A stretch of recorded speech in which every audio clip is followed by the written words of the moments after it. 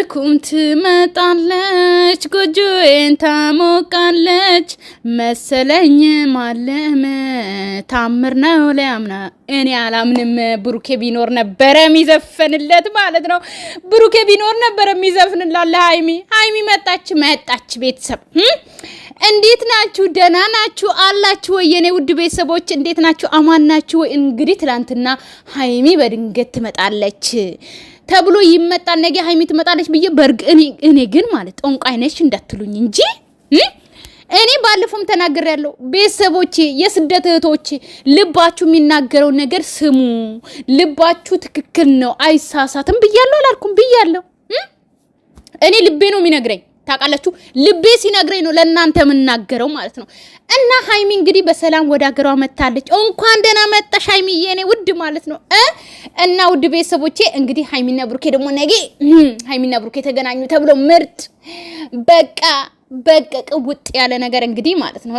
መሀላችሁ ላይ ማንንም አታስገቡ ከዚህ በኋላ። አዎ ብሩኬና ሃይሚ ማለት ነው እንግዲህ ሁለታችሁም ከመሬት ተነስታችሁ ተጣልታችሁ ቆይ ተጣልታችሁ አታውቁም።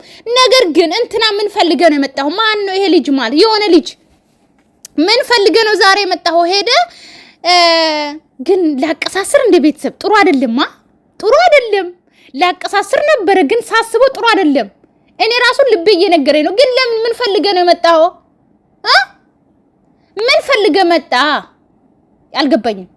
ማለት አሁን ለብሩኬ ሰርፕራይዝ ሊያረጉ ነው ሄደው። ያ ወንድም ነው ተብሏል እንግዲህ አላቅም፣ ስሙን አልጠራም። ነገር ግን ያ ወንድማቸው ነው ተብሏል። ነገር ግን እሱ ወደ ሃይሚና ወደ ብሩኬ ህይወት የመጣ ደግሞ ወንድምና እህት ሆኖ አይደለም። ታውቃላችሁ ይሄንን ሃይሚ ለማስቀናት ነው ያመጣችሁ። ግን አሁን ብሩኬ ያው ሰርፕራይዝ ሊያረጉት ነው። ሃይሚ እንግዲህ ግን ሪፖርት ሄዶ ለምን ተቀበለ ብሎ አሁን ብሩኬ አሁን ቢቀውጥ ይፈረድበታል? አይፈረድበትም ማለት? አይፈረድበትም። ግን ለምን መጣ? ይበቁ ነበር እነዛ ሶስቱ ወንዶች ይበቁ ነበር ሄዶ ሃይሚን መቀበል ማለት ነው። ነገር ፈልገ ነው ምን ፈልገ እንደመጣ ግራ ገብቶኛል። ለዛ ነው ቤተሰብ እኔ ታውቃላችሁ ያየሁትን ነገር ሳልናገር አላልፍም ማለት ነው። እና ቤተሰብ እንግዲህ ሃይሚና ብሩኬ ነገ ይገናኛሉ። እና እንግዲህ ከዚህ በኋላ መሀላችሁ ላይ ሰው አታስገቡ። እስካሁን የሚያጣላችሁ ሰው ነው መሀላችሁ። እናንተ ሁለታችሁ ከመሬት ተነስታችሁ ተጣልታችሁ አታውቁም። መሀላችሁ ላይ ሴት ይመጣል፣ ሴት ትመጣለች፣ ወንድ ይመጣል፣ ከዛ ትጣላላችሁ። ሌላ ነገር የሆነ ነገር ገብቶ አያውቅም። እና የኔ ውዶች ጨረቃዎቼ መሀላችሁ ላይ ሰው አታስገቡ። ፍቅራችሁ ይለምልም። መሀላችሁ ላይ የሚገባ ሴጣን ብትንትኑ ይውጣ።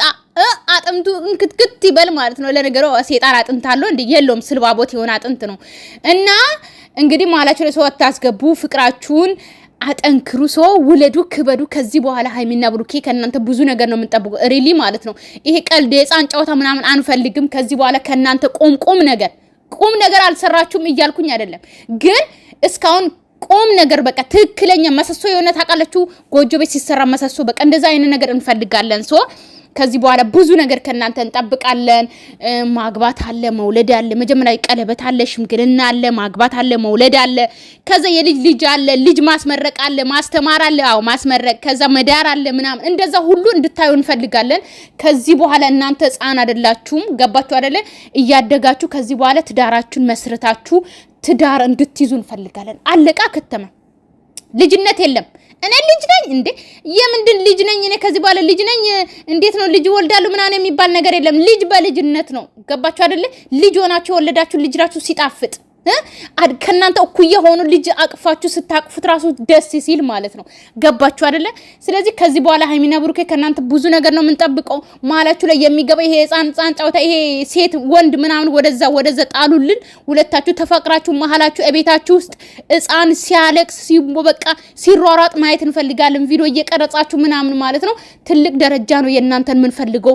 ከዚህ ማግባት ብቻ አይደለም፣ መውለድ ብቻ አይደለም፣ ሽምግልና ምናምን ብቻ አይደለም። የእናንተ ስኬት እንፈልጋለን። የሆነ ነገር ከፍታችሁ ስታስመርቁ ምናምን እንዴ ይሄ ጨረቃ ፋሚሊ እኮ ከናንተ በቃ ትልቅ ነገር ይፈልጋል። ገባችሁ? ከናንተ ጎን የቆሙት እኮ እናንተ ትልቅ ደረጃ እንድትደርሱ ነው። ገባችሁ አይደለ?